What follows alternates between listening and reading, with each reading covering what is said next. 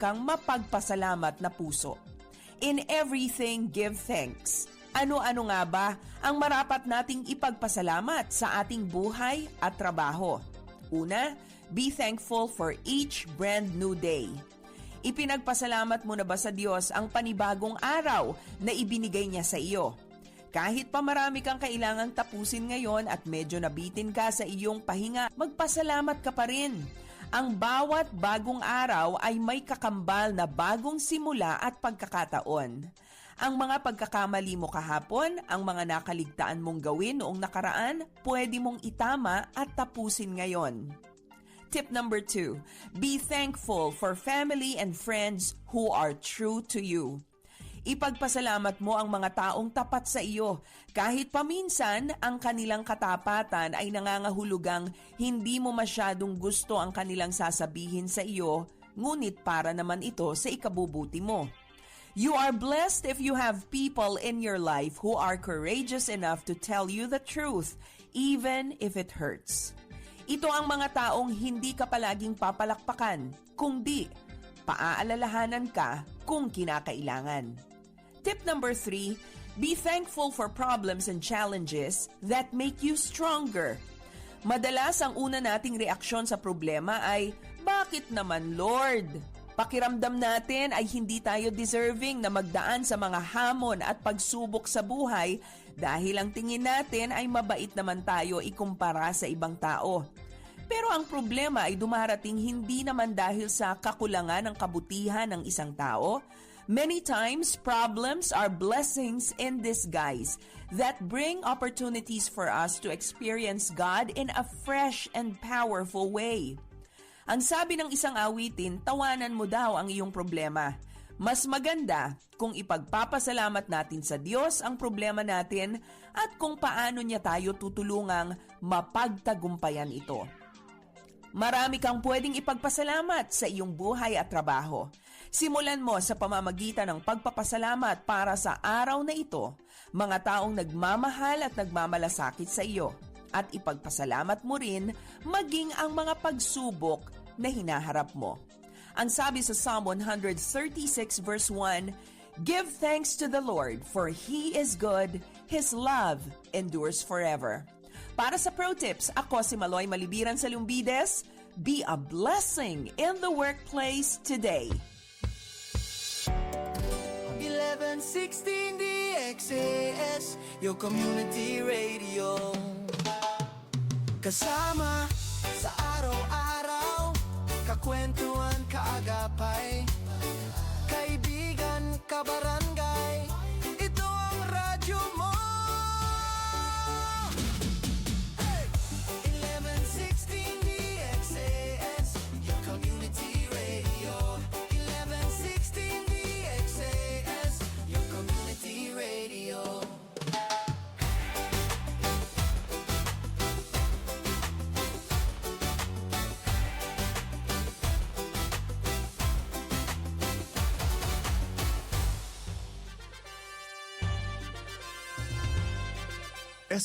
El DXAS FEBC, de ustedes Radio Comunidad, ta serví para conectar gobierno, privado y mga miembro del comunidad. DXAS 1116, de ustedes Radio Comunidad.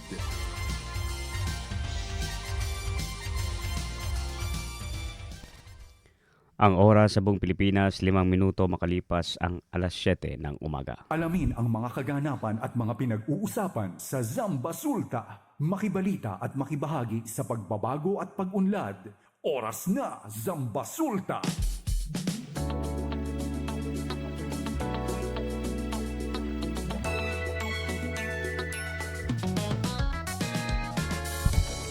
Good morning, buenos dias, Ciudad de Zamboanga, maayong buntag sa inyong tanan. Assalamualaikum warahmatullahi ta'ala wabarakatuh. Ahap, subo, marayaw, malingkat adlaw, mapia, mapita. Good morning. Thank God it's a Friday, mga kabarangay. Kayo po nakikinig dito sa ating radyo stasyon, sa ating programa tuwing umaga, ang oras na Zambasulta. Ako ang inyong kasama, ang inyong kabarangay, Robin Soling. At ako naman si Sara May Tulabing. Good morning! Isang mapagpalang araw po sa lahat ng ating mga tagapakinig. Sa radyo man o Facebook, buenos dias a todo, maayong buntag sa tanan. Happy Monday! Ngayon po ay araw nga ng Lunes at December 15, 2025. Kayo po ay nakikinig ngayon sa programang Oras na Zamba Sulta. Good morning, partner. Good morning, sir. Ayan. Good morning. Oo. Kumusta ka? Sarap ng kape. Oo. Aga-aga pa. Aga-aga pa. Nagyayabag na tayo dyan. Ayan, no. Aga-aga pa may piniflex na, no? Oo. Kapag ganun talaga, lagi kang may piniflex. Pero magkano lahat tagastos Lagi, mo, makuha mo lang yan? Hindi, actually, may kwento talaga siya. Oo, pero hindi ko na siya tawag dyan, isi-share sa'yo. Huwag na. May- Ang importante, Ang importante, sa bawat hingkop mo dyan, may participation kami. Ngayon, naalala ko. Hinahanap ko dito sa coffee beans, parang kung nasaan ka dito. Oo. Pero yung hello, good morning din sa mga kabarangay natin, Char, no? Yung mga suki, mga kapamilya, kapuso, kabarangay. And speaking sa Oo. pagkumusta natin, gusto ko palang batiin Bin yung ating mga bagong listeners kung nakikinig sila ngayon. Ayan. Yung Oo. bago natin binigyan ng radyo kasi last Friday ata, no? Oo. Oo, nagkaroon tayo ng Handog Radyo Part 2. Ayan, sa Zamboanga Regional Medical Center. Good morning. Babatiin natin din. Number 1, si Kuya Alan. Hi, Kuya Alan. Oo, praying for you, Kuya Alan. Si Kuya Alan, matagal na pasyente. Actually, ito sila Bin, yung mga binigyan natin. Ito yung mga nagkaroon ng ketong. Pero gumaling na. So, pwede mo na silang hawakan, kausapin, lapitan. Kaya lang, dun lang sila nakatira ngayon sa isang ward ng ZRMC. Oo, at isinuportahan lang natin yung spiritual empowerment na ginagawa doon. Ayan. Led by, syempre, ni Pastor Phil dyan. O, siyang inassign doon eh. So, good morning kay Kuya Alan at kay Nanay Pamansang, Nanay Virginia, Tatay Mauro, Tatay Omar, kaya hindi ko alam kung si Omar at Edmond ay iisang tao, pero good morning po sa inyo. Kay Tatay Alano, kay Harija Sotina, at syempre maraming salamat po sa mga nurse na nag-assist sa amin, pumulong para mag-gather itong mga pasyente natin dyan sa ZRMC. Good morning kay Nurse Koy at kay Nurse Vanji. Good morning po sa inyong lahat. Batiin mo sila, Bin, sa inyong lengguwahe naman. Excited yan sila. Ayan, no, yun nga, sir, binabati natin no kanina, ayan, salam and marayaw malingkat mahinaat, ahap subo, no, sa ating mga tagapakinig dyan sa ZRMC. ZRMC. Sa ZCMC, meron din tayong mga binigay Oo, dyan. di ba? Diyan din sa Zamboanga City Medical Center. So sa ating mga kabarangay, no, especially na siguro pwede ko matawag diyan is mga nagpapahinga at nagpapagaling. Ayan. 'Di ba? Kasi yan naman yung kwan natin, yung goal natin na makapagpahinga at gumaling tayo, no. So, syempre yan ang ating palaging pinagpe-pray. Alam mo ba, sir, no, mula nung tawag dito, no, nagka-idea na ako, no, especially yung bang, 'di ba? Lagi naman tayong nagpe-pray, lagi tayong nananalangin, no. Pero alam mo, isa sa mga naging practice ko hanggang ngayon, iniwan siguro, naging influence ng kaibigan ko na ngayon ay doktor na. Sabi niya, kapag may dumadaan na ambulance, lagi mong ipanalangin, no. Pero nung nag-mature na tayo, sir, no, alam mo yung sinisilip ko muna yung ambulance. Kung may tao, wala. Si tiyan pasyente, no? Kasi mahirap mo naman ipag-pray. Baka mas gumaling sa pwede din. Baka nagwangwang lang. Baka pwede po, no? Para gumaling masyado yung driver, no? Sana pero gumaling. Alam ko naman, pag walang pasyente, wala yung tunog ng bawal, ambulance. no? Oo. Hindi nila pwedeng i-take advantage unless magpipick up sila. magpipick up ng Pwede din, no? Oo. Pero yun yung isa sa mga kaya masabi ko yung yung para sa mga may sakit, no, or nagpapagaling, nagpapahinga, talagang malapit yan sa puso natin ba, no? Kasi ako yan hanggang ngayon sir, parang naging instinct ko na sa pag nakakarinig ako yun, yung pamilya, yung pasyente. Ako naman pag may mga ambulance akong naririnig na paparating na, magbibigay agad tayo ng space for them na makadaan. Tapos susunod ka sa likod. Oo. Para paano ba? Oo, yung ginagawa ng ibang mga motorsiklo. Ganun eh. Oo. Tapos yung gina-atras, no? Asa di kayo dalang ambulansya. Talya sa mga motor. Minsan hasta ER. Tapos compra Yan lampas. compra gali yung leche. ¿Por qué ta kinakuha na ER? Hindi. Lampas Yun, no? Sige na ambulansya, lampas. Ayan po. Yun yung isang universal law, no? At saka yung universal kung ba yung pagbibigay mo ng daan, yan syempre. Yung, ewan ko kung mahabol ba yan ng pulis. Nasa likod ng ambulansya eh. Tapos bigla nag-break. Janet Amenbin, pag yung may mapunta na sa libingan, tapos may pulis, makikisabay din tong mga walang helmet. Pwede din. Tapos kunwari, isa sila sa mga nakikiramay o magsasama sa maghahatid, no? Mga estratehiya. Ayan, pero good morning po. Good morning po sa inyo, no? Especially sa mga nakikinig po ngayon, nagpapahinga sa kanilang mga higaan, upuan, no? Ayan, kung pwede magkape, kung pwedeng maggatas, no? Ay magkape para maging happy. Pero matanto kaya man palpitate. Hindi, kaya nga, no, magkape para maging happy. Maggatas para lumakas, 'di ba? Mag-itlog para bumilog. Bakit bumilog? Bilog yun sa itlog. Parang mukha ko. Kumain ka ng itlog para ikaw ay... Ako hindi na to itlog ang mukha ko. Plato yung kumain ka ng gatas. Uminom ka ng gatas, no? Ayun. Tama na. Oo.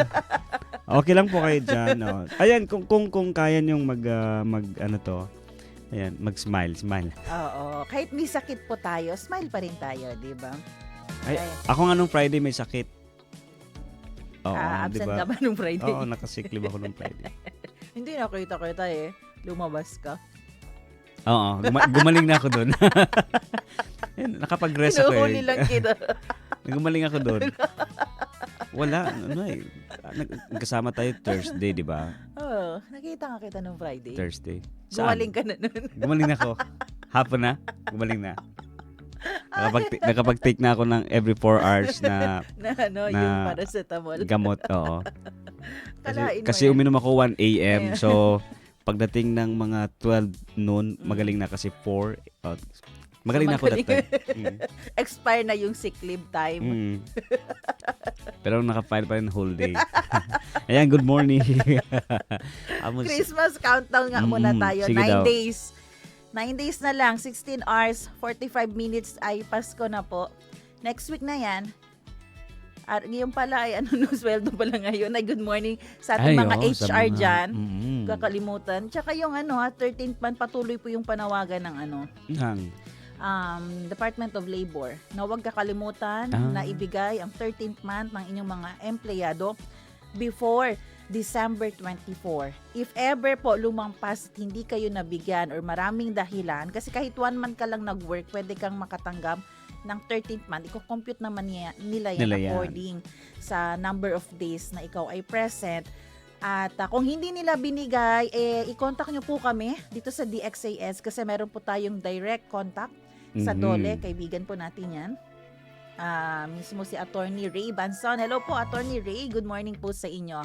At muli palabihin, bago ko makalimutan, since tayo po ay nagbibigay ng mga radyo at may gusto pa po kaming bigyan, kung maaari sana dito din sa Labuan kasi puntahan na natin yung 2 public hospital. Sa mga gusto pong magbigay ng radyo, mag-donate, pwede po tayong bumili sa FEBC. Bahagi po ito ng ating radio ministry. At pwede ba natin sabihin ang presyo? 500 kada radyo. Actually, may nakita kami sa isang malaking bentahan din. Mura pala talaga yung portable AM radio natin.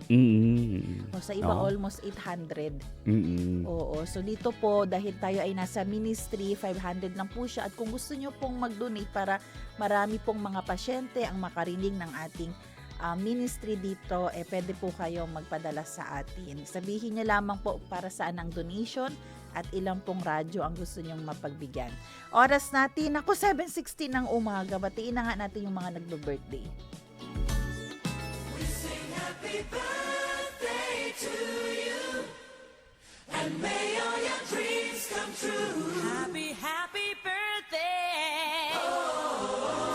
Ayan, December 15, happy birthday kay Jessa Pepino. Oh, alam ko taga Sibugay ito eh. Happy birthday Jessa. Happy birthday din kay Levin Dan Kinday. Hi Levin, nabarkada natin yan. Napaka-active sa yun. Alam mo, marunong tong mag-gitara ba to ang forte ni Levin? Hi Levin, happy birthday kay Talyato and happy birthday kay Marilen Atilano.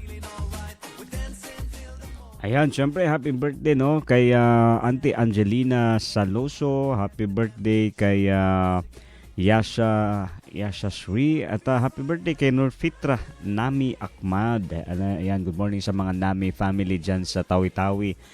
No, kay Rizky Julaspi at kay kay Ma'am Joanna Peras, di ba? Natin kasamahan din sa sa FEBC. Hello kay Brother RC Chong. Happy birthday no.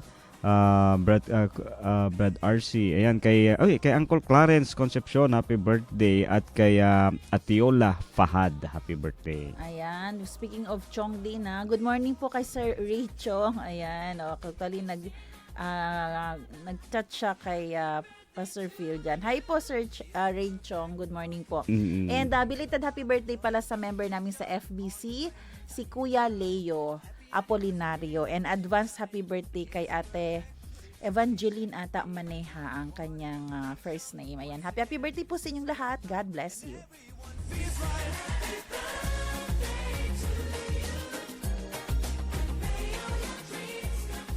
Salita at tanong ngayon.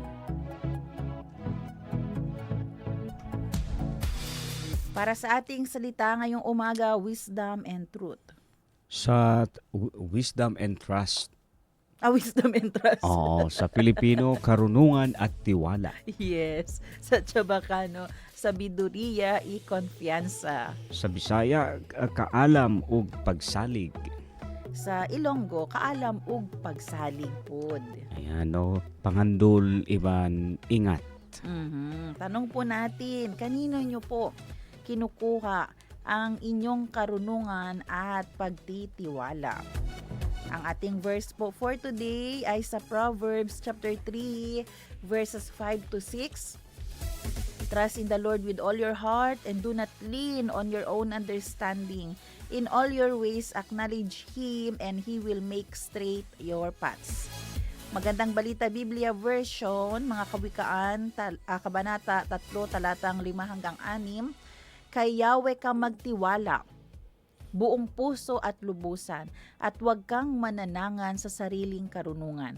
Sa lahat ng iyong gawain, siya nga'y alalahanin upang ika'y patnubayan sa iyong mga tatahakin. Bin ang totoong wisdom at karunungan at pagtitiwala ay nanggagaling sa Panginoon. Alam mo yung kadalasan na pagkakamali ng iilan sa atin o siguro karamihan sa atin, yung wisdom, akala natin, ito yung kapag matalino tayo o kaya yung trust natin nandun sa pera. Marami sa atin na ang akala, doon natin pwede makuha yung karunungan. Si akala bright kita, riko kita, tsenya kita posisyon na gobyerno, tsenya kita alto posisyon na own company. Akala natin buong buo ng ating pagkatao. Akala natin lahat ng gagawin natin ay tama na. Pero iba po kasi yung human wisdom. Doon sa wisdom na meron ang Panginoon. Hindi magiging buo at kumpleto kung hindi manggagaling mismo sa Panginoon ang pagtitiwala, ikumpiyansa, ketsene kita. Tsaka yun nga sir no, wala talagang ibang source no ng wisdom. Kumbaga, 'di ba? Isipin mo yun, no, we are a creation na may creator, 'Di ba? So talagang kahit saan ka, kahit yung cellphone, 'di ba? Isipin mo lang yung cellphone mo, no? Parang tayo ito eh. Nandito na lahat, 'di ba? Pero kahit gaano pa karami yung alam mo, pero kapag hindi ka nakakonect sa source, 'di ba? Malolobat, mauubos pa rin, no? Kahit na marami kang alam pero wala ka ng buhay, wala ka ring kwan, no? Wala ka ring saysay. Oh. Alam mo,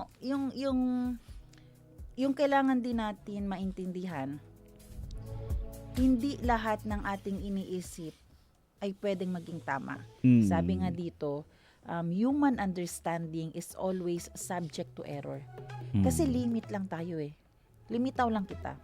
Alam mo, may naalala lang ako bigla eh. Since gusto ko tong linyahan ng kanta na to, ever since the world began. Kaya mong kantahin yun? Hindi. Pero I mean, yung ever, 'di ba? Alam mo, may isang, para sa akin sa experience ko, Sarno, isa sa mga effective na siguro 99.9%. Para siyang sabon. No? Gusto mo magitin ko yung sabon? 99. Hindi, alam mo yun, yung sign, hingi ka ng sign, sir, minsan, no? Kasi parang alam mo na anong dapat mong gawin, pero kailangan mo ng confirmation mula sa Panginoon. So, hihingi ka ngayon ng sign. Yun yung isa sa mga hindi, naalala ko lang bigla. May mga ganyan kasi, yung hihingi ka ng sign, binibigay din ng Panginoon. Oo, pero eto nga, no, paano ba natin makukuha yung wisdom and yung trust? Siyempre, kailangan po natin magbabad sa Word of God. Kailangan natin magbigay ng atensyon sa salita ng Panginoon, dahil dun din po ay makukuha natin yung karunungan na kailangan natin. Kasi minsan sa atin, no, akala natin tama na yung mga pinipili natin. Akala natin kung kanino tayo or kung saan tayo nagtitiwala, yun yung pinaka-the best. Pero nagkakamali pa rin tayo kasi nga, hindi naman nila nakikita yung bigger picture gaya ng nakikita ng Panginoon, who sees the bigger picture. At He always knows ano yung best sa atin. At saka alam mo, no, lahat pwedeng di ba, magtimpla ng kape. Pero yung sabihin mo yung timpla para sa lahat, pinag-aaralan yun.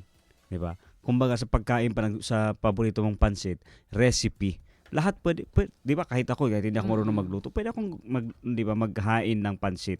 Pero yung lasa niya na magugustuhan mo is, di ba, yung point lang doon is yung karunungan at yung pagtitiwala, no, is yung nga, sabi mo nga, sir, no, dapat nakababad sa Word of God kasi nandun yung recipe, nandun yung eksaktong timpla. Yes, nandun yung totoong wisdom.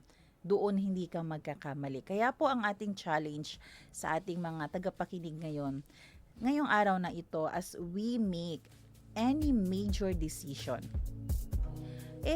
mag-post po muna tayo. Let us pray, di ba? At ihingi sa Panginoon yung guidance. Instead na mag-decision tayo agad-agad, o kaya po ay mag-rely tayo sa ating own understanding, kailangan po muna natin makita ang will ng Panginoon sa ating buhay. Ito actually, etong week lang, no, alam mo yung pagdidesisyon natin, di ba? Kumbaga, siyempre uso ngayon, sir, no, yung mga gamit medyo bumaba yung presyo, di ba? So ikaw naman matetempt ka parang, kahapon parang nasa 1,000 to, ngayon 500 na lang. Parang, bibiling ko na kasi nga bumaba yung presyo. Pero ang tanong doon is, kailangan mo ba? Oh, 'di ba? So yung and i-assess mo talaga, bakit ko sa bibilhin kasi bumaba yung presyo, 'di ba? And then yung trust at yung wisdom doon, no, is i-extend mo muna. Extend mo. Kasi kung kailangan mo, at ito kasi isang kwan din na na-realize ko, kung para sa'yo, alam mo, kung para sa'yo, mag-iiba man yan ng panahon or mag-iiba man ng season, no, mag-iiba man yung presyo niya, kung para sa'yo yan, alam mo yun, no, sabi nga ng kanta, God, parang lahat ng sinasabi ko, puro sa kanta, no, lyrics, God will make a way, no, hindi, di ba? At saka, wag natin kakalimutan na hindi lang yan ngayon, no, may mga panahon din na tinulungan tayo Mm. para i-remind tayo na pwedeng ganun ang gawin mo. Mm-mm. No? On the other side po, wag din po kayo ma-stress kung hindi nyo alam kung ano yung susunod na gawin. Remember, ang ating omniscient God holds our future at handa po siya na ipakita sa atin yung tamang daan. Ano ang mga right decision at kung paano pa tayo magtitiwala sa Kanya. Alam nyo po, no, magkadikit talaga si wisdom tsaka si trust. Kasi as we seek or as wisdom from the Lord, dito din nade-develop ang ating pagtitiwala sa Kanya. So ano man ang hingin mo ngayon, ihingi mo ang wisdom, ano ang dapat gawin dyan, at magtiwala ka sa ating Creator. Kaya muli, ang ating tanong, ano o kung saan po kayo kumukuha ng inyong karunungan at pagtitiwala? Yan ang ating salita at tanong ngayon. Mga gawang kabutihan para sa bayan. Marapat ipamalita yan. Mabati ang mabuti. Libreng sakay para sa tagumpay, isang ama proud po sa kanyang anak na naging engineer. Nagtrending ang kabutihang loob ng isang jeepney driver na kinilala na si Kuya Edwin Recososa matapos niyang magbigay ng libreng sakay bilang selebrasyon sa pagkakapasa ng kanyang anak sa Civil Engineers Licensure Exam. Bumungad sa mga pasahero ang banner sa loob ng jeep na nagsasabing libre lang ang sakay ngayon bilang pasasalamat dahil pumasa po ang aking anak sa board exam bilang isang civil engineer.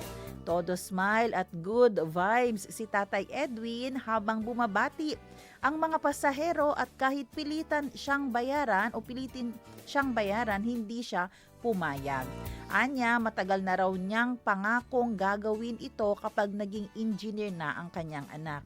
Ang simpleng libreng sakay na ito ay naging viral reminder na ang success kapag ibinahagi ay nagiging mas masaya at mas nakaka-inspire. Kaya po mga kaagapay, tandaan po natin ang kabutihan kahit simple ay mabilis kumalat at kayang magdala ng good vibes na hindi nalilimutan. Hindi sukat, kulang sa timbang, pandaraya o maling gawin. Maitama ang mali. At para naman sa maitama ang mali, mahigit 40 na piranha nahuli sa bus sa Jensan. BFAR nagbabala sa illegal na pets na delikado sa kalikasan.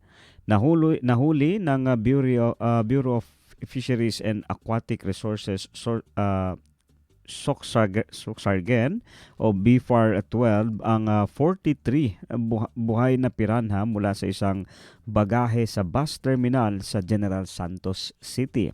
Nakalagay ang mga isda sa plastic bags at nadiskubring binili online mula sa isang seller sa Cagayan de Oro City kahit mahigpit itong bawal.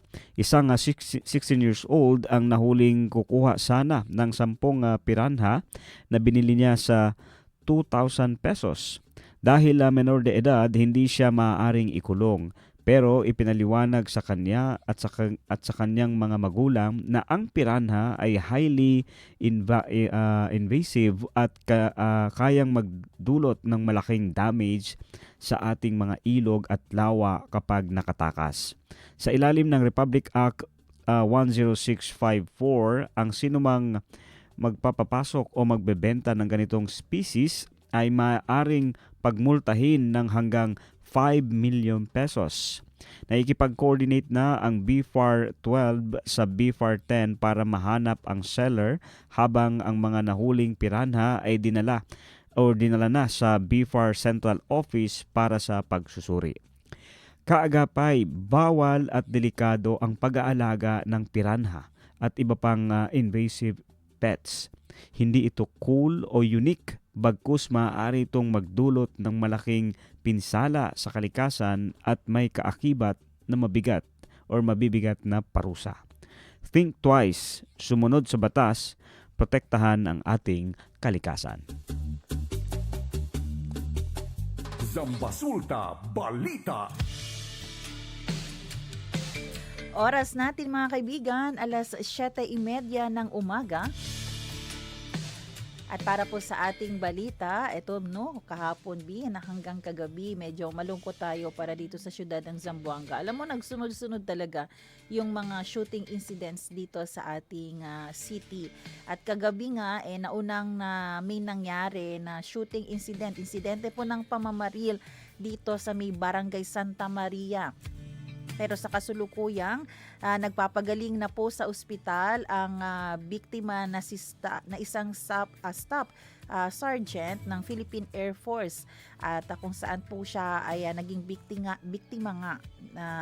ng insidente ng pamamaril sa Barangay Santa Maria kahapon ng umaga. Ang tinitingnan na motibo ng insidente ay may kinalaman sa love triangle relationship. Kinilala po ang biktima na si Staff Sergeant Rolliver Pascua Anang ng Philippine Air Force. Nagtamo siya ng tama ng bala sa kaliwang bahagi ng kanyang dibdib at kasalukuyan siyang ginagamot. Samantala, ang suspect sa pamamaril ay kinilala naman si Patrolman El Shimer Sanaani Kamlian ng Philippine National Police. Ayon po sa inisyal na imbestigasyon, patungo sana si Staff Sergeant Pascua, yung biktima sa kanyang trabaho sa Edwin Andrews Air Base o IAB nang makita niya ang sasakyan ng kanyang asawa na si Daisy Pascua Icampo na nakaparada sa labas ng inuupahang apartment ng suspect. Nang magkaharap ang magkabilang panig, mabilis na pumasok si Patrolman Kamlian sa apartment, kumuha ng baril at binaril nga itong biktima. Pagkatapos nito ay agad tumakas ang suspect. Na-recover ng PNP SOCO sa crime incident ang dalawang basyo ng bala na pinaniniwalaang mula sa caliber 9mm pistol.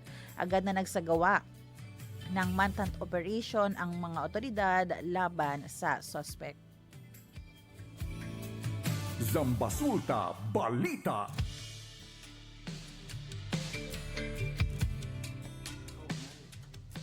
Sa kaugnay na balita, sumuko na kagabi sa istasyon ng pulis ang sospek na si Patrolman Alshamir Sanaani Kamlian ng Philippine National Police. Kasabay ng kanyang pagsuko, isinuko rin ni Patrolman Kamlian ang baril na ginamit niya sa insidente ng pamamaril.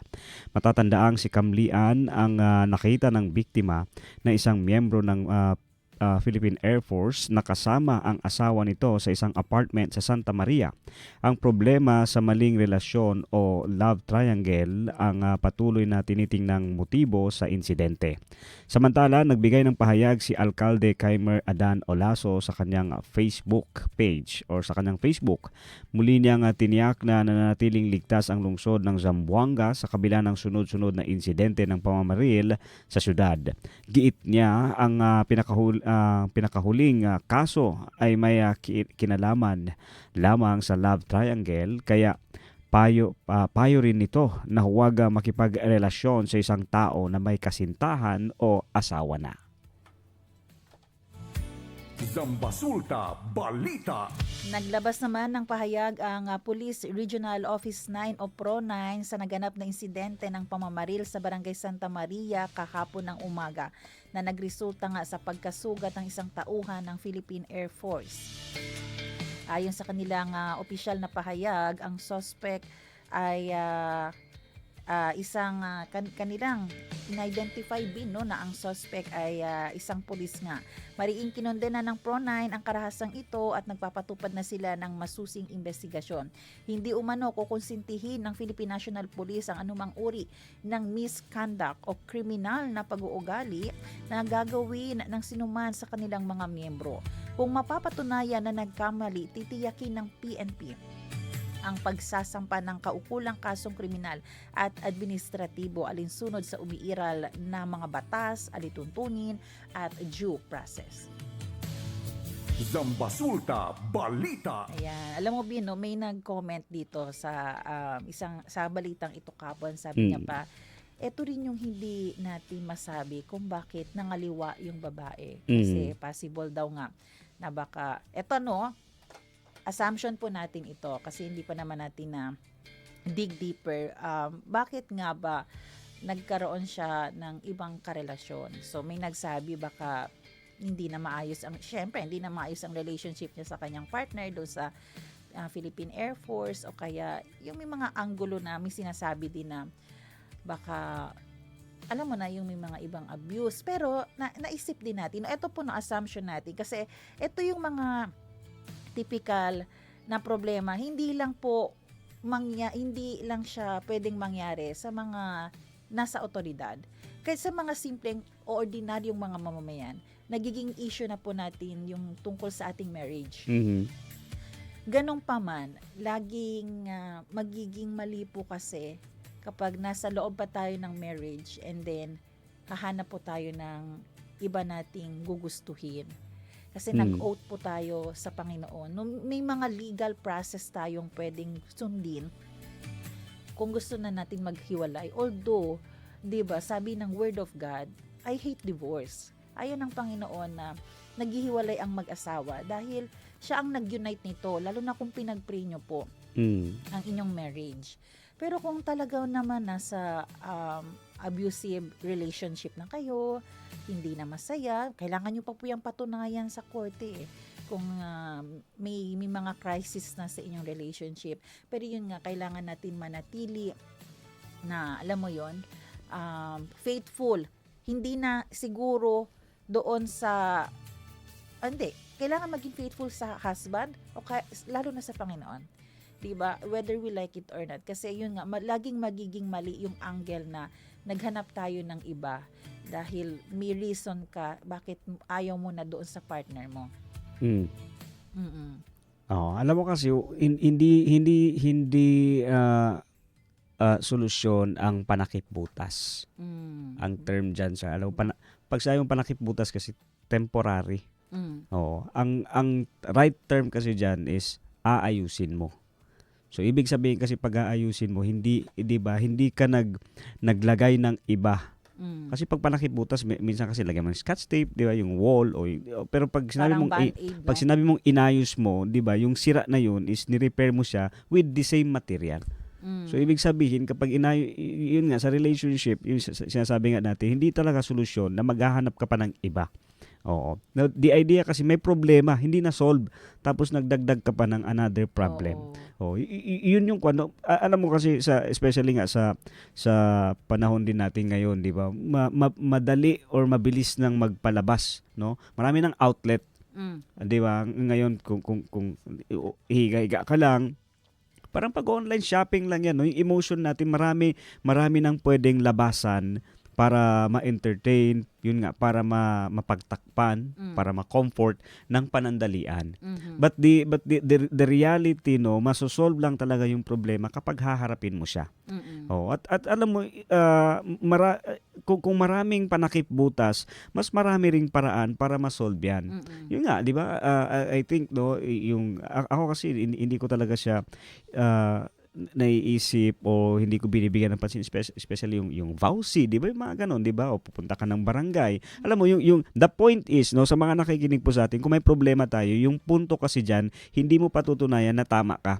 No, ang gagawin mo talaga dyan is isosolve mo yung problema. Kasi kung sasabihin lang natin, no, pwede lahat patunayan natin na tama tayo palagi. But ang problema dun is hindi na-solve yung situation. Kasi dadalhin mo muna yung problema and that's the time hahanapan natin ng solusyon. Kasi hindi naman talaga magkokos ng problem kung walang problema. Kasi 'di ba, yun nga eto sa sitwasyon nga natin ngayon to, Shar, kasi hindi na to bago. Lagi natin naririnig to. At saka kasi walang 'di ba, walang bagay. Sabi nga, no, kasabihan nga ng matatanda, no, wala daw buntis ang hindi nanganganak, no, or hindi, 'di ba? Kumbaga parang walang sikreto ang hindi na may due talaga yan. May due date yan siya, no, may due date. And kumbaga utang yan siya. 'Di ba? Unlike kasi yung utang na ayaw natin malaman ng lahat pero wala kang magagawa. Kasi kailangan mo pa rin bayaran, no? No? Kaya yun yung sa ako sa point of view ko naman, Shar, yung hindi kasi talaga rason no, na kasi may problema. Kasi minsan naririnig natin kasi malungkot or yung nga yung abusive, and especially yun nga, no, meron tayong sinumpaan, 'di ba, sa alam mo yun, no, sa religious way or legal, 'di ba, may sinumpaan men Yes. at saka especially dito sa atin sa Pilipinas, 'di ba, wala yung nga, Pahirapan pa yan. hindi siya kwan. Kaya the next time, no, siguro sa mga nakikinig din sa atin na nagde-decide, no, the next talagang kailangan yung, at saka alam mo, no, dapat may sistema talaga. Pero anyway, pag-usapan natin another day. Ako naman, yung ikaw. kausap ko actually, na-interview natin si Dr. D, kung nasa abusive relationship na po kayo at ayaw nyo na sa inyong partner, kasi nga, yung abuse kasi ngayon din maraming forms, physical, emotional, economic, financial abuse, marami yung forms. So kung halimbawa po, hindi na talaga malunok yung maltrato sa inyo in any way, pwede po kayong umalis sa relationship just to protect yourself and your mental state, your emotion, para dili lang ka ma-depress. Pero yun nga, hindi tayo aabot doon sa maghahanap tayo ng ibang tao. Kasi kagaya nito, nung pinili po natin na maghanap ng iba, di nakabaril siya tuloy. Di, eto, ano to At saka misconduct to So, Oo. may possibility din. Oo. Matatanggal siya sa kanyang position. Tapos, yung husband mo, nasugatan pa. Oo. Di ba? Kaya nga, at saka kung yung nga sabi nga ni Doktora, Annalisa D. Annalisa D, no. Siyempre, sabi natin tama talaga yun, no. Pero at saka isa din, kung 'di ba, yung hahanapin talaga natin is yung support. 'Di ba? May pamilya tayo. Yun yung una. Tsaka para sa akin kasi yun yung mas secured, Char, no, yung pamilya. At saka ako naniniwala ako sa yung sa wisdom nga na kapag hindi nyo kayang isettle ng kayong dalawa, 'di ba? Kukuha kayo ng mediator. Oo. No? O, di ba wisdom ang pinag-uusapan natin Oo, kanina? kaya nga yun yung kasi parang alimbawa ba tayo, no, hindi natin kayang i-solve kasi etong nga limit lang yung, kasi kahit top 1 ka, oo, limit pa rin yung kahit- understanding natin, kahit di top ba? 1 ka. So kunin natin si Kuya Meng. No, Yung mga matagal na sa marriage. Kosa dito yung kwan. Yes. Tapos yung kung hindi pa si Godly Kuya Meng, leaders. kunin natin si Tintin. 'Di ba? Dalawa na sila ngayon, no. So at least apat na tayo, no. Hanggang sa dadami, no, to yung nga, wag mo lang talaga dalhin na ikaw yung tama, siya yung mali. No. Oo. Ang And avoid yung may problema kayong mag-asawa, mag-share ka sa lalaki. oo, Kasi oo. madedevelop kayong dalawa. At saka babae sa babae, lalaki sa lalaki pag problema. Tsaka look for godly leaders. Kasi Tama. yan yung magtuturo sa inyo ng tama. Zambasulta Balita. Ito naman, being dead on the spot ang isang lalaki matapos siyang pagbabarilin din ng mga hindi pa nakikilalang suspect sa Zone 1, Calle Real, Barangay Mercedes, kagabi lamang. Inilala ang biktima na si Nicolay Asistido, residente ng Barangay Tumaga, kung saan nagtamo siya ng tama ng bala sa iba't ibang bahagi ng kanyang katawan. Ayon pa sa paunang investigasyon, kagagaling lamang ni Asistido sa isang galyera at pauwi na sana siya sakay ng kanyang kotse nang huminto siya sa nasabing lugar dahil may kinausap siya na isang kakilala. May balak pa sana ang dalawa na puntahan, ngunit hindi na ito natuloy dahil bigla na lamang may dumating na mga suspect at binaril ang biktima. Ang kausap naman ni Asistido, itong biktima, na nakasakay sa sarili nitong motorsiklo ay ligtas at hindi naman tinamaan. Ayon sa isang bystander, may dalawang lalaki ang nakita na nakatambay sa isang tindahan bago nangyari ang insidente. Ayon sa kanya, ang mga suspect ay sakay umano ng isang puting motorsiklo. Patuloy ang isinasagawang investigasyon ng pulisya upang matukoy at mahuli ang mga nagtatagong suspect sa insidente. Ayan, ito naman, Bino, kaya napakahalaga na tayong mga nasa community maging mapagmatsyag din. Oo, kung alam mong bago ang mukha nito sa inyong area, huwag mong ibaliwala. I-monitor mo na ng pasikreto. 'Di ba? Mm. I-monitor mo na anong mga gagawin mo. Kasi itong witness, sinabi niya talaga kagabi, taliyo na din yung Chenda, Chene Alidos Gente, Tamantambay. After daw nun, nung umalis, narinig na may putok ng baril. Kaya napaka-importante po. Ito yung sinasabi natin. Although hindi natin pinagtatanggol ang ating mga kapulisan, pero yun na nga, hindi lahat kaya ng ating kapulisan. Kahit sino pa ngayon kasi kaya na-question din ang posisyon ng ating chairman ng Peace and Order Council, si ayan, kilala ko mas kilala kasi siya dati no, bilang barangay kapitan ng, ano ba yan siya? Lumbangan ba yan siya? Lumayang. Oo, pero ngayon ay ating city councilor na. So, kung na-question actually ang kanyang posisyon. Pero eto din, tayong mga nasa community, kailangan po natin magtulungan dahil hindi po kakayanin ng ating kapulisan kung sila lang lahat. Remember, we are more than 1 million na populasyon dito sa city. Ang ating kapulisan ay nasa 1,400 plus lang. Pakilala ko sila Bisha todo. Pero hindi rin yan rason para hindi magkaroon ng police visibility. Yung mga kagawad natin, yung mga barangay members natin, hindi ang rason para hindi ustedes man ronda kada de noche. 'Di ba? So, yun po yung ano natin. Paalala po sa bawat isa na shared responsibility po itong kaligtasan natin. Pero yun nga, ang sabi nga ng ating chairman ng Peace and Order ng ating mayor, safe pa rin ang Zamboanga. Overall, safe pa rin po ang syudad ng Zamboanga. Nagkakaroon ng problema pag meron pong mga naging kaaway. So dito ay darating na naman yung ano niyan, yung assessment, paano ba tayo sa ating anger issue? Paano ba tayo as a person? Provoking ba din tayo? 'Di ba? Habang hinahanap ng mga kapulisan itong mga loose firearms, mga campaign nila tungkol dito, tayo as a person, baka provoking din tayo. Or baka may ginawa rin tayo na hindi natin hininga ng sorry, although hindi siya rason para barilin ka. Pero 'di ba, we will check always. Hindi ko sinasabing may kasalanan ang ating biktima dito. Pero ang sabi ng ating city councilor, personal grudge ang nakikita nilang reason dito. Kasi hindi binaril yung kasama eh. Diba? Kung ikaw ang suspect, kung wala kang iniisip, babarilin mo yung dalawa na nag-uusap. Pero ang binaril lang yung nasa loob ng kotse. So, ibig sabihin, yun lang yung target talaga. So, hopefully po, no, babalik po tayo doon. Paano po tayo makitungo? Or kung wala po kayong kasalanan, ikaw din, paano ka sa anger issue mo? Yan ba talaga ang magiging, way mo na? Mataya lang hente? Naaginoo. No? Naaginoo nga nakakita sa tanan. Sabi nga dito, on the other hand daw, lahat ba ng tao pagdududahan na? Ano meaning nun?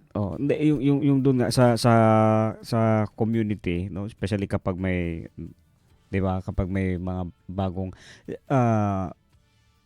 siguro hindi naman yung pagdududahan agad, 'di ba? Kon lang, I mean alam mo no dati sir sa may Navarro, yung sa may dito. Sa San Jose, 'di ba? May mga tindahan din diyan dati. At mahilig ako dati kasi, 'di ba, alam mo, estudyante, mahilig kami tumambay diyan. Pero pag naka dry, ano tawag natin diyan, yung civilian kasi yung term natin eh. Pero civilian man tayo lahat, hindi hindi ka naka-uniform. Alam mo yun, sisilipin ka, babantayan ka ng may-ari ng tindahan, 'di ba, habang iniinom yung soft drinks mo doon. Dati parang alam mo yun, yung feeling mo, parang bakit kayo binabantayan, no? Bakit? And then suspect ka na pala. Oo. Pero na-realize ko, no, yun yung practices nung mga nauna. Kasi ngayon, siguro dahil after mo mabayaran mo na, after mo makuha yung nagbabantay, di ba, diretso na yun, TikTok, Facebook, di ba, kasi sila dati wala babantayan ka talaga sa bintana hanggang sa makaalis ka. So, di ba? I mean kulang na lang yung video. Siguro yung isang kwan din natin, hindi naman lahat pagdududahan at magiging paranoid sa mga tao. No? Pero yung kwan dito talaga is, ayun, dapat magtulungan lang, na magtulungan. At siguro yung mga assist, yun yung mga human CCTV, no, mas effective yung mga human CCTV dati. Actually, dahil nga sa mga nangyayari ngayon, Hindi mo kailangan maging paranoid, pero mapagmatsyag lang, observer, keen observer. Kailangan mo lang maging sensitive sa kapaligiran mo. At saka yun lang, yung sabi nga natin, ang dami na kasi ngayon mga distraction. May cellphone, may kwan. Pero dati kasi wala eh. Yun yung kwan. Minsan alam mo, sa hindi mo pagiging observer, ikaw na may-ari ng tindahan, nanakawan ka na sa labas, yung bigas mo nahila. Di ba? Oo. Di ba? Pero ito nga, mahalaga na ma-address po natin yung issue ng ating heart. Porque kita tatya na kontralyo. Mahalaga po yung ma-address natin yung peace din sa ating puso, 'di ba? At sabi nga dito, kahapon pala yung Advent namin is a message of peace. Yung peace ay wala sa sitwasyon, wala sa tao, nasa Panginoon yan. So kung may peace tayo with the Lord, may peace din tayo na pwedeng ma-reflect sa ibang tao. So imbes troublemaker kita, provocative, 'di ba? Nagiging peacemaker tayo kasi nanggagaling yan sa Panginoon. Ayan, overtime na po tayo. Oras natin 7:51 ng umaga. Bin, yan pong ating mga balita sa araw na ito. Magbe-break lang tayo sandali, pero wag po kayong bibitaw dahil sa ating pagbabalik ay makakasama po natin ang ating Nutrition Officer 2 from National Nutrition Council. Pag-uusapan po natin paano panatilihing malusog ang ating katawan habang tayo ay nagdiriwang ng Pasko. May pagani Pasko, El Come onde So, dapat pakinggan talaga natin para healthy pa rin tayo after ng December. Ayan, kami po ang inyong mga lingkod, Sara May Tulabing. At ang inyong kabarangay, Robin Soling. Magbabalik ang oras na Zamba Sulta dito lang sa 1116 DXAS Radyo Komunidad. Oras na, Zamba Sulta.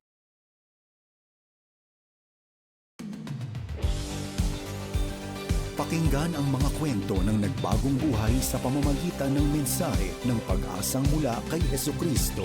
On air, online, at on the ground. Ito ang The FEBC Report.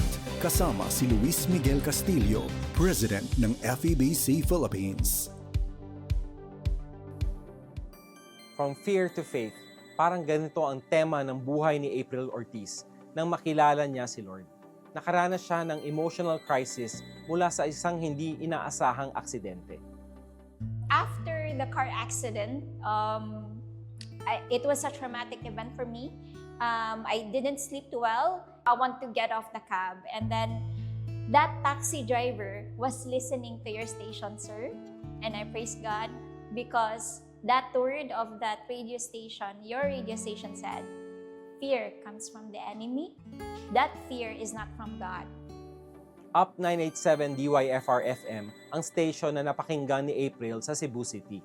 Na-encourage siya ng message na i-focus ang paningin kay Jesus at magtiwala sa Diyos na nagbigay sa kanya ng second chance in life. I think the hardest part for me, sir, was knowing that I'm alone. Because my husband is not there, I'm going to be the ones going to drive the car. And knowing that you are alone and that no one is there to help you navigate through life and your emotion, that's for me is quite hard. And that's how the Word of God helped me and build my faith. May pinagdadaanan si April sa kanyang marriage during this time. Naging malaking comfort sa kanya ang encouragement mula sa church at fellow believers. I praise God because little by little He was sending me warning, and He was actually building and He's aligning people, and one of the community is also your radio station and also the church, and it actually helped me to be deeply rooted in the Word of God and really to help me in terms of my emotion of really not feeling alone. I think it was DJ Zara mentioned that the Christian life is not meant to be lived alone. It has to be lived in a community. And then accountability is very important, in which something that I forgot, and I think that is one important factor as a Christian that we should always remember. Well, thank you for sharing that. You've mentioned foundational things, being biblically rooted, being in a community, being amongst peers or friends or others who are going through the same thing. But I think the anchoring is really important. The anchoring is anchored on God. And I think the tremendous sacrifices that we go through allows God to mold us in these trying times. And when people hear the message, they should really be part of a community. And the best community is to be part of the body of Christ. So I think your example is an encouragement. Your station actually helped me to find joy, happiness, and to find God again. I'm doing quite well with the help of God. That's one thing that I can say. I'm not where I used to be, praise God. Gaya ni April, maraming tao ang nakaka-experience ng kalungkutan at isolation, kahit pa sa urban areas. Bahagi ng mission natin sa FEBC na i-connect ang mga tao sa gospel-believing communities kung saan maririnig nila ang salita ng Diyos, makakatanggap ng pastoral care at mararanasan ang pag-ibig ng Diyos mula sa congregation. Sabi pa ni April, marami sa nasasakyan niyang taxi sa Metro Cebu ang naka-tune in sa Up 987. Grateful siya dahil nare-reach out ng good news ang mga taong maaaring walang chance na makarinig nito. Payo ng Ephesians 4:15-16, sa halip sa pamamagitan ng pagsasalita ng katotohanan sa diwa ng pag-ibig, tayo'y dapat maging lubos na katulad ni Kristo na siyang ulo nating lahat. Sa pamamagitan niya, ang buong katawan ay pinag-uugnay-ugnay ng mga kasukasuan na mula rin sa Kanya. At kung maayos na gumaganap ng tungkulin ng bawat bahagi, lumalaki ang katawan at pinapatatag nito ang sarili sa pamamagitan ng pag-ibig. We'd love to hear how God has used our broadcasts to encourage you and nurture your connection to a church family. I-message kami sa info@febc.ph. To support FEBC's gospel broadcast and bring hope to more people, please visit febc.ph/give. Hanggang sa susunod, ako si Luis Miguel Castillo para sa The FEBC Report. Take care and abide in Christ. Napakinggan mo ang The FEBC Report. Para maging updated sa ating stories online, mag-subscribe na sa ating YouTube channel at i-follow ang ating Facebook at febc.ph. Maging kabahagi sa misyon ng Far East Broadcasting Company Philippines na ipahayag ang mensahe ng pag-asa ni Hesukristo sa mundo. Bisitahin ang aming website sa febc.ph/give. Salamat sa inyong suporta sa ministeryo ng Panginoon. Pagpalain po kayo ng Diyos. Isang mapagpalang araw po sa inyong lahat. Ako po si Pastor Rico Jellit. Kaibigan, naranasan mo na bang matupad ang matagal mo nang pinapangarap? Napakasaya, di ba?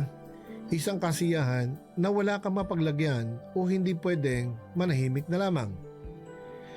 Yan ang nangyari sa kwento ni Simeon, isang matuwid at matapat na lingkod ng Diyos. The Bible says, Simeon has been waiting for the coming of the Messiah and for the consolation of Israel. Isang araw, dumating at natupad ang kanyang matagal ng pinapangarap. Nakita niya mismo at nahawakan ang Messiah. At that moment, he didn't just see the child, he saw the salvation of man through Jesus Christ. Now folks, God's promises may take time, but they are certain. Like Simeon, we are called to live in expectation and faith, even when waiting seems so long and uncertain, but trust that God's timing is always the best. But one of the most significant truths in this text that I want to emphasize is in verse 31 and 32. He said, which you have prepared in the sight of all nations, a light for revelation to the Gentiles and the glory of your people Israel. These verses reveal the universality of salvation. Simeon was saying that the gift of salvation was not only for Israel, but for every nation, for every tribe, and every tongue. Salvation was never meant to be hidden, but to be displayed and declared for all to see and for all to hear. Folks, we need to understand that the gospel is for everyone. Our task is to reflect that inclusive love by the way we talk, and the way we live. Our very lives should be declarations of the gospel. As the Bible says, we are the living epistles of Christ. God's heart has always been for people. His love knows no boundaries, and His grace reaches even the fastest and busiest heart. Now, as recipients of this amazing salvation, we are not meant to keep it to ourselves. The same love that saved us should be sent to our families, to our friends, to the communities, and even to those who seem so far away from God's reach. Now, if salvation is truly for all, then silence should never be an option for all Christians. You see, the world is getting chaotic. Wickedness is very loud. Sin is very noisy and always trending. Yet, sadly, most of the people of God are silent and apathetic. As people of God, there is a need for us to make a stand now, to make the love of God and the gospel trending in social media or in everything that we do wherever we are. After all, we are called to be ambassadors of Jesus Christ. Now, I urge you folks, let us get up from being passive and complacent, and let us go with compassion, speak with conviction, and act with urgency, because the message that we carry has the power to change eternity. Mapagpalang araw po sa inyong lahat. Hatid ng Pasko ang pag-ibig at pag-asang laan ni Kristo para sa mundo. Si Kristo ang Panginoon, boses ng pag-asa, ilaw sa bawat puso. Ito ang mga himpilan ng Far East Broadcasting Company. Oras na, Zambasulta! At nagbabalik ang oras na Zambasulta. Kayo pa rin po ay nakikinig sa 1116 DXAS, your community radio. Muli, ako po si Sara May Tulabing. Ang DXAS ay isa sa mga himpilan ng Far East Broadcasting Company at kasapi sa kapisanan ng mga broadcaster ng Pilipinas. Ang FEBC po ay isang non-profit, non-commercial at donor-based radio station. At dahil nga sa katapatan ng ating Diyos at sa inyong partnership, tayo po ay nagpapatuloy sa paghahatid ng mabuting balita ni Kristo. Inaanyayahan namin kayong maging bahagi ng ating radio ministry. Pwede nyo pong iscan ang ating QR code o kaya ay mag-deposit sa ating bank accounts para sa inyong donasyon. At para ma-acknowledge namin ito ay magpadala po kayo ng mensahe sa amin. Muli, maraming salamat sa inyong partnership at God bless. Oras natin mga kaibigan, alas 8:03 ng umaga. Batiin ko muna ng good morning si Ma'am Mife. Good morning Ma'am Sara and Sir Robin. Si Ma'am Lourdes Zoleta din. Good morning po, watching here from Lucena City, Quezon Province. Hi po Ma'am Maria Lourdes. Good morning po sa inyo. Maraming salamat po sa pagtutok ninyo dito sa ating programa. And kay Tristan Gulay, buenos dias Kuya Robin, Ate Sara. Belated happy birthday sa iyo, Tristan Gulay.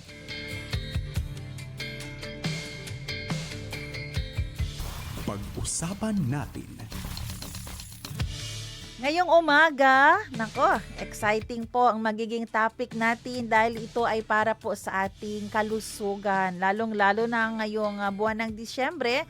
Minsan po natitrigger po ang iba't ibang mga sakit dahil walang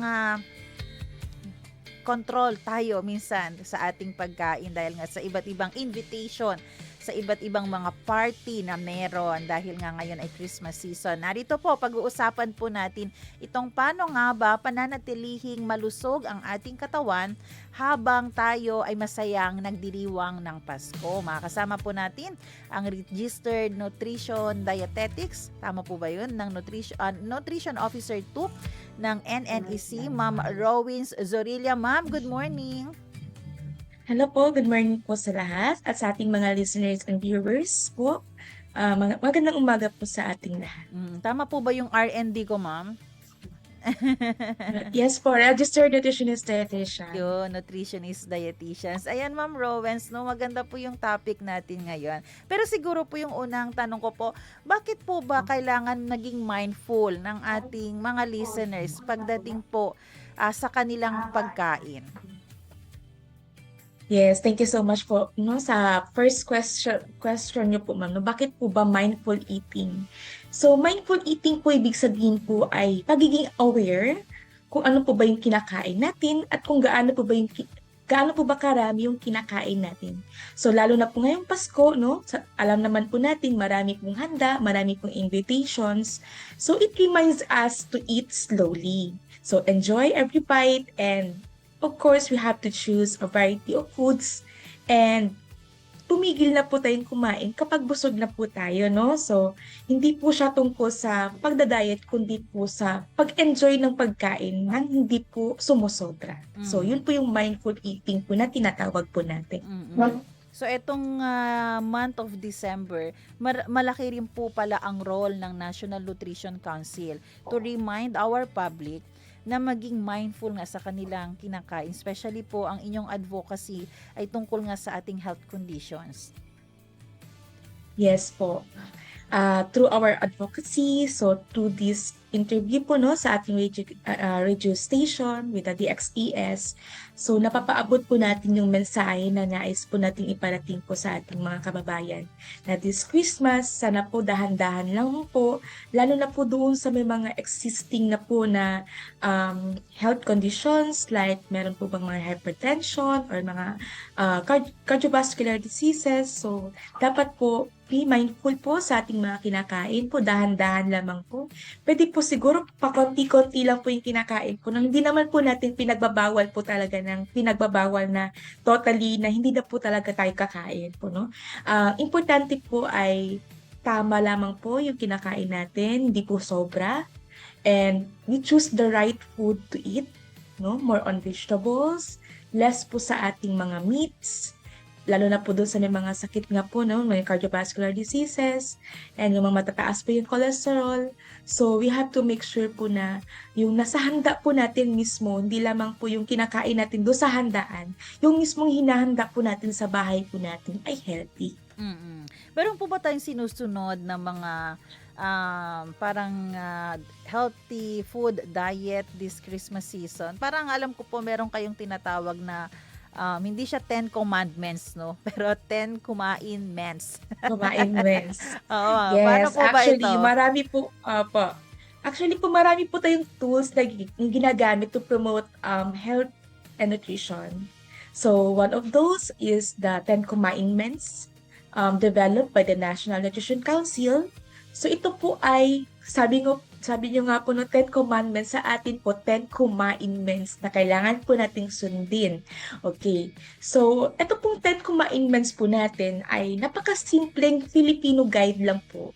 So, aside from Pinggang Pinoy, kung if you're familiar with the Pinggang Pinoy, so healthy food plate po siya, may mga proportion po siya. Ito naman po, listahan naman po ito ng mga dapat po nating sundin in terms of para po magkaroon po tayo ng malusog na katawan. So, ito po ating 10 commandments, napakasimple po na guide for healthy and mindful eating. So, hindi po sila bawal po, no? Gabay po sila sa atin kung ano po yung dapat natin kainin. So, actually, meron po tayong 10 na commandments. Kaya nga po tinatawag na 10 commandments. So, isa po doon ay, una po nating 10 commandments po ay kumain po tayo ng iba't ibang pagkain upang makuha po natin ang kinakailangang nutrients ng ating katawan. So, as we all know po, no, wala pong isang pagkain na kayang magbigay ng lahat ng sustansyang kailangan po ng ating katawan. Kaya mahalaga po na kumain po ng iba't ibang pagkain mula po sa iba't ibang food groups tulad po ng ating mga go-grow and glow foods, ng ating vegetables, fruits, meats. So, hindi po natin pinagbabawal po yung meat po ha. So, kasi ang meat po kasi natin is a good source of protein. So, hindi po, kasama po yan siya sa macronutrients po na tinatawag natin. Carbohydrates, protein, and fats. So, it doesn't mean fats bad na po, no? May mga good fats po tayo. And ang protein, it doesn't mean po na meat, so masama na po siya. May mga low-fat meat po tayo na maaari po nating ihanda during Christmas. So, isa na po dito, no? Yun ang sabi ko po, kumain ng iba't ibang pagkain upang makuha po natin yung kinakailangan po nating nutrients ng ating katawan. Pangalawa po, para po ito sa mga babies. So, sa unang 6 months po ni baby, breastfeeding lamang po, no? Mula 6 months, bibigyan na po natin sila ng angkop, ng tiny and nutritious complementary foods para po masuportahan po yung kanilang growth and development. So, patuloy po yun, no? Pagpapasuso po natin hanggang 2 taong gulang pataas para po sa optimum growth and development po ni baby. Pangatlo po ay kumain po tayo na gulay at prutas araw-araw para po makuha po natin yung mga essential vitamins. Essential vitamins, ibig sabihin po, ito po yung mga vitamins na kailangan po nating kunin po doon sa mga pagkain na naglalaman po nito. So for example po, essential, ibig sabihin po, kailangan po natin i-intake, kailangan po natin siyang kainin para magkaroon po ng benepisyo po sa ating katawan. Aside sa vitamins, meron pong minerals at fiber para po sa maayos po natin na pangangatawan. Isa din po dito ay yung kumain po tayo ng isda, karne, at iba pang pagkain may protina para po sa growth and repair ng body tissues. So ito po ay mga pagkain po na siksik sa protina. As you all know po, no, ang protein po natin, kailangan po natin for growth and repair ng body tissues po natin, no? Kailangan po natin siya sa paglaki, pag-ayos ng nasisirang tissues natin, at pagpapatibay po ng ating immune system. So, maaari po itong makuha doon po sa aking mga nabanggit, yung ating isda, fish, yung ating mga meats, manok, beans, mga tokwa. Yes, pwede rin po natin makuha yung protein sa ating mga plant source foods. So, at iba pang mga legumes po, no? Isa pa po, uminom po tayo ng gatas at kumain ng pagkaing mayaman po sa calcium, gaya po ng mga maliliit na isda at saka mga shellfish para po sa matibay na buto at ngipin. Isa din po, no, yung ating 6 kumain, tiyakin po nating malinis at ligtas ang ating pagkain at tubig para maiwasan po natin yung pagkakaroon po ng diarrhea at iba pa pong infection.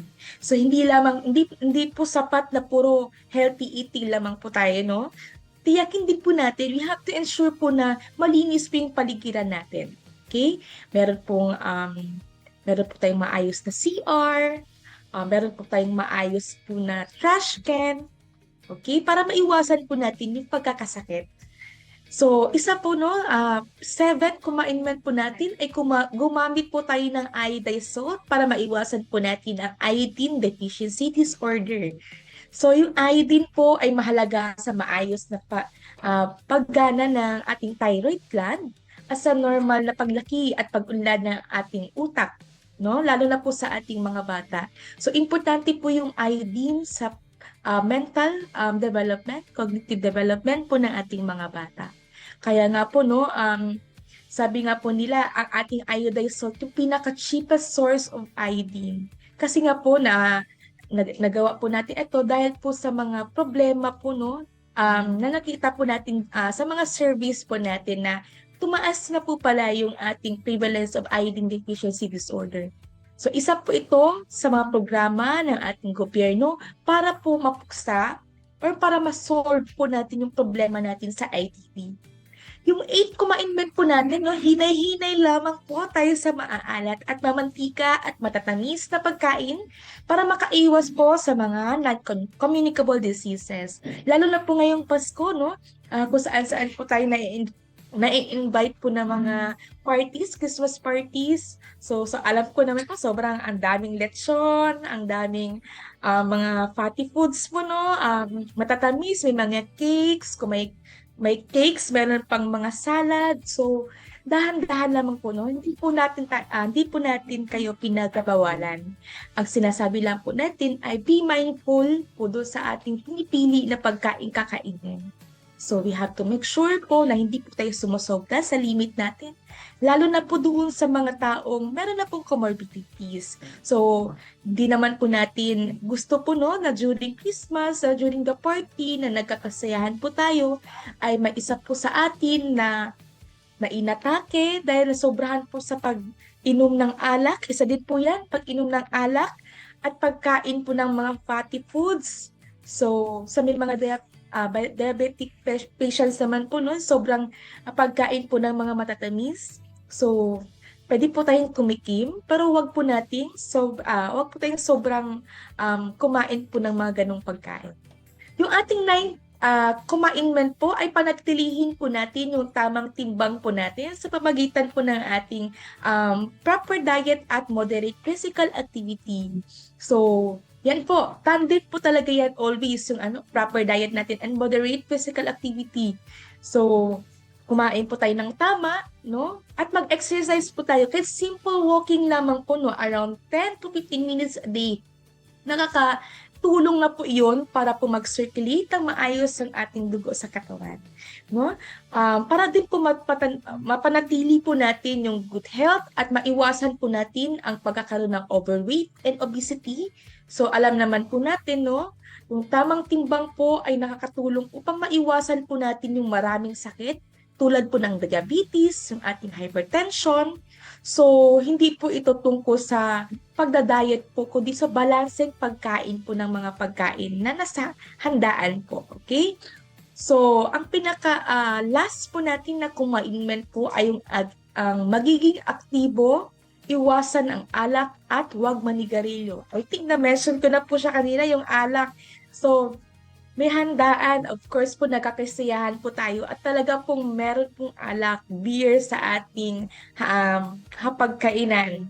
So, yan po no, aside from being active, aside from doing physical activity, we have to make sure po na iwasan na lang po natin yung alak, no? At huwag po tayong manigarilyo para maiwasan po natin yung mga lifestyle-related non-communicable diseases na kanina ko pa pong binabanggit po, no? So, yun po, no? Ang pagiging aktibo kasi ay mahalaga po sa ating heart, sa ating lungs, and overall body po natin, no?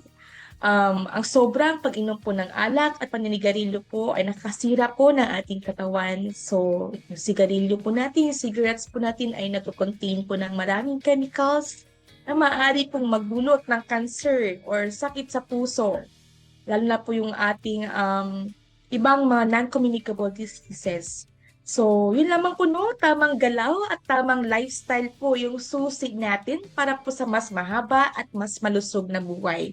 Napakasimple po ng ating guide, no? Maaari nyo pong i-research po yan sa ating Google. Ano po ba yung Ten Commandments na sinasabi ni Ma'am Rowens? Napaka-short lamang po niyan, pero ang mensahe po niyan ay talagang tatatak po sa ating mga isip na bago po tayo kumain o bago tayo magsandok no, ng leksyon, ay, sabi po ni Ma'am Rowens, dapat konti lang. Tikim lang. No? Huwag nating sobrahan. So, kasi syempre, marami pa po tayong kakainan po na ibang party. No? So, kung papatong-patungin mo yung mga kinain nyo po na mga lechon, sobrang dami na po Baka yan. isang lechon, Kaya full yun po lechon na, ang be nakain. mindful po. Puro lechon kasi yun po yung kumbaga yung star ng ating ng handaan, yung lechon lagi. So, yan po yung laging hinahanap at lagi pong hinahanda po during Noche Buena. Mhm. So, yun po, Ma'am Sar. Yes po. Alam niyo po, no, mas na-appreciate ko po ngayon yung ginagawa ng NNC, ganitong mga advocacy kasama ng ZCMC. Kasi pagdating pa lang ng December, kayo po ay nagtuturo na sa ating public, sa ating mga listeners, paano maging maingat. Kasi po, yung Pasko ay intended po ito para mag-happy-happy tayo. No? Kaya lang, wag sa sobrang happy natin, sumusobra din po ang ating pagkain. Minsan po, halimbawa no, sa isang occasion, minsan target lock na agad yung lechon. Lechon, kahit Yes. anong lechon yan, hindi mo na, di ba yung iba nga po, kahit yung pila, dito muna sa may mga ulam, pero ikaw, nandun ka na, nauna Sa ka lechon na. tapos Nauna na sa lechon. Oo, tapos yung kinuha mong Opo. lechon, good for 1 kilo. Kasi kakainin mo yun lahat. So, imbes sana sasalubungin natin ang bagong taon na masaya, nagka-problema tayo tuloy dahil nga hindi tayo naging disiplinado. At ako naman po ay guilty din niya. Guilty din yan, especially dito. Kaka-December 1 pa lang, no? First week ng December, ang dami na po. May lechon na. Opo, parang walang week ngayon na hindi po ako nakakain ng lechon. So, kailangan po natin maging maingat kasi gusto natin healthy pa rin tayo pagdating ng year 2026. Di ba po, Ma'am Rowens? Yes, tama po kayo, ma'am. Tamang-tama po talaga. Yes, at gusto natin i-emphasize yung yung paano natin i-prepare yung pagkain at kung saan po kayo bibili. Kasi bukod po sa hypertension, diabetes, bukod po sa iba't ibang sakit na pwedeng matrigger, gusto rin natin iwasan yung mga amoebiasis, yung food poisoning, yung diarrhea. Opo, kaya isa po yan sa 10 commandment po natin na dapat po panatilihin po nating malinis po yung ating paligiran, yung ating food preparation, para maiwasan po natin yung mga food poisoning, lalo na po yung may mga handaan, at marami po tayong mga bisita. So we have to make sure po na malinis po yung pagkagawa or pag-prepare po ng ating mga handa. At kailangan mapagkasya natin. Kung 500 ka lang mayroong para sa Noche Buena, yung healthy pa rin. I think, Ma'am Rowens, napasadaan na po natin lahat ng mga dapat malaman ng ating mga tagapakinig, no, para po ngayong Christmas season. At nasabi na rin natin, ano yung mga disadvantage kapag kayo po ay kumain ng sobra. Syempre, yun na nga, magkakaroon ng pagtaas bigla ng ating blood pressure, yung obesity, weight gain, sugar problem. Siguro po, Ma'am Rowens, ano na lang po yung additional message ninyo at baka may gusto rin po kayong i-promote sa ating mga tagapakinig ngayon, like this Christmas season, ano po yung panawagan po ninyo sa ating mga listeners? Okay, thank you so much po, Ma'am Sardmon. So, may mga practical tips lang po tayo para sa ating mga listeners and viewers po this Christmas po, no? When attending Christmas parties, eat slowly po. Uminom po muna siguro tayo ng tubig and start with small portions of food. So, pwede naman po tayong bumalik kung kinulangan po tayo sa pagkain po, no? Hindi po natin kailangan po na kunin po yung buong lechon. So ano na po, small portion lamang po ng pagkain. Opo, so piliin po natin ng iba't ibang pagkain, no? Para po makuha po natin yung iba't ibang nutrients, yung ating vitamins, minerals, at huwag po agad mag-second round. Okay, so makinig po sa ating katawan. Kapag busog na po, okay na, no? Hindi na po natin kailangan ubusin pa po lahat ng nasa mesa po natin. So mga families naman po natin, no, in preparing Noche Buena, make your meals healthier. So simple lamang po, no. Simple changes lamang po yung maaari po natin gawin. Like for example, less oil and sugar, and then more vegetables and fruits po sa ating handa. And choose po yung mga grilled or steamed dishes para po mas less fat, no? Instead of frying those foods. And isa pa po, no, yung pinaka-final po na message po natin, no? Enjoy the food. Hindi naman po natin pinagbabawalan, pero we have to enjoy the food and enjoy the celebration, but eat wisely, be mindful sa ating mga kinakain, no? Practice po natin yung mindful eating, no? Follow po natin yung 10 commandments by our National Nutrition Council and take care of your health. No, mas masaya po ang Pasko kapag busog po tayo ang puso at malusog po yung ating katawan. At para maiwasan po natin yung mga problema, no? Hindi ayaw po natin mag-New Year sa hospital po, no? So we have to control po. Disiplina po is the key para po mapanatili po natin na malusog po yung ating katawan. And I hope po marami po tayong natutunan po, no? 10 commandments lamang po, pero marami na po tayong mapupulot na aral po doon sa ating guide. And I hope po, no, kung curious po tayo, pwede po natin i-research more about the 10 commandments para po contact po sa ating utak.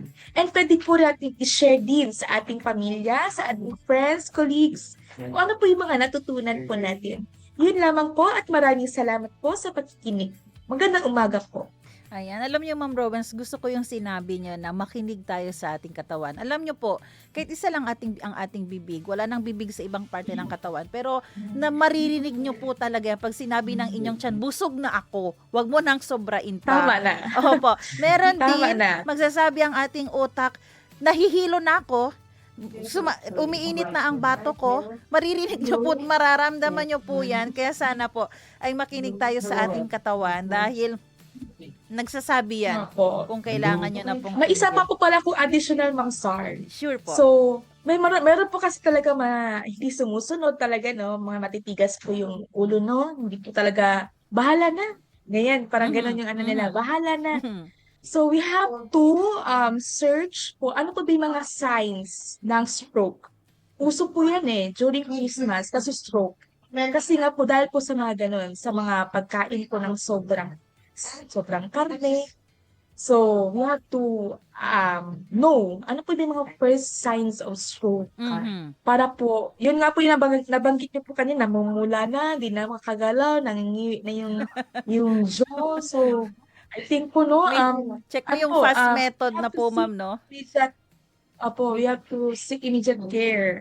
Kasi emergency na po yun. So, kailangan po pumunta na po tayo sa malapit na hospital para po maagapan po yung kondisyon ng patient. Ayan. So, gusto po natin maging masaya ang ating Pasko. Kaya mag-ingat po tayo sa ating mga ipinapasok sa ating bibig. Oras po natin, 8:26 ng umaga. Nako, Ma'am Rowens, maraming salamat po sa inyong payo. And hopefully, ang ating mga tagapakinig ay hindi lang makinig, pero maging doer po tayo. I-apply natin ang ating mga natututunan mula po sa National Nutrition Council kasi gusto pa namin kayong makasama. No, ayaw natin yung may report, wala na yung tagapakinig natin. Kaya hindi kasi kayo nakinig. Yes po. Hindi kayo nakinig sa topic ng NNC. So, Ma'am Rowens Zorilla, maraming salamat po. God bless you po and see you po next month. Nako, next month na po, 2026 Ano po. na naman po kayo yung topic natin next Nako, excited month. So, po ako abangan. lagi. Yes. Maraming salamat from NNC, ang ating R&D Nutrition Officer to Ma'am Rowens Zorilla. God bless you po. Thank you. Thank you, everyone. Ayan, maraming salamat din sa ating mga tagapakinig sa radyo at sa Facebook. Maraming salamat sa ating technician, Kuya Romel Paulino. Abangan nyo po ang susunod na programang Serbisyong OFW, Family Matters at Radyo Sinkauman. Magkarinigan po tayo muli dito bukas alas 7 ng umaga, Monday to Friday. Muli ako po si Saramito Labing, nagpapaalala ang posible ang pagbangon at pagbabago. Tayo po ay maging bahagi ng solusyon ngayon. Sama-sama tayong umaksyon dahil oras na Zamba Sulta.